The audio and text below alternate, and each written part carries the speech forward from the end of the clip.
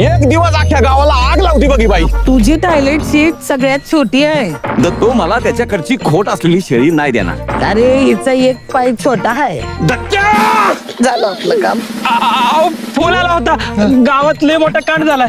अरे भाऊबाई, बाजूला भरा महामाया ही आली, भरदिसाची आग लगायाला निघाली. भगबाई आली, भगबाई आली, भगबाई आली, भगबाई आली, भगबाई आली, भगबाई आली, भगबाई आली. बाबा स्वतः असं बोलले? अगं तू समजूतदार आहेस ग, पण समोरच्यानी पण तसं असलं पाहिजे ना. आता ते काय नाही केलं तुझ्यासाठी. तो विसरला आता. बायकोच्या ताटाखालचं मान धरून बसलाय. बायकोच्या ताटाखालचं मांजर कोणाला म्हणता तुम्ही? तुला अगं सगळं व्यवस्थित झालं होतं. ह्या भागोबाईने सगळा गोंधळ घातला. गावात झालाय बोबाटा, हे रोज रोज होतो या कंटा. हिच्या तोंडान पेटतोय वणवा, हिला घाबरून पडत्यात समधी.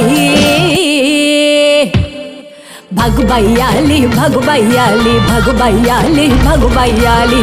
गावात 2 तट पडले, एक मंदारचा गट, एक ताट्याचा गट. काय केलं मी? तुझ्या बोलण्यामुळे ना गावातले लोक एकमेकांचा जीव घ्यायला निघाली. तात्यान मंदरची जोपर्यंत वाटणी होत नाही ना, तोपर्यंत घराच्या बाहेर सुद्धा पडायचं नाही.